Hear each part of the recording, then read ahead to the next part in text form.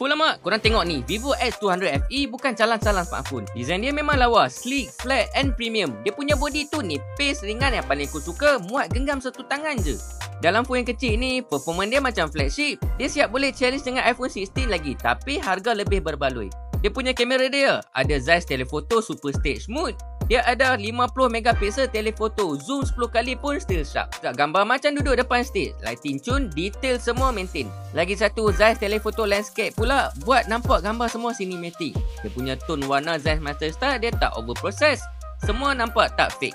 Let's say korang suka ambil gambar portrait, dia ada 5 jenis focal length, 23, 35, 50, 85 sampai 100. Dia punya bokeh pun nampak cantik and smooth je. Nampak real, bukan yang auto crop pelik-pelik tu. Untuk skrin pula, Vivo X200 FE ni guna Zeiss Master Color Display. So korang nampak kat skrin tu, itulah warna sebenar.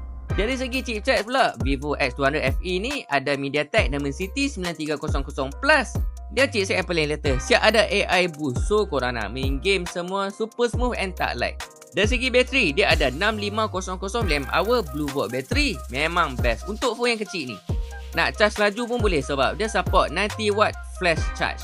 Dia punya harga 3199, tapi sekarang ada early bird cash rebate RM200. So korang boleh dapat dengan harga 2999 je. And dia juga ada warna eksklusif untuk online saja tau, iaitu warna kuning.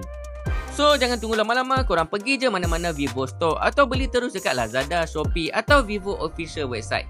Aku dah guna memang puas hati. Korang dah lagi?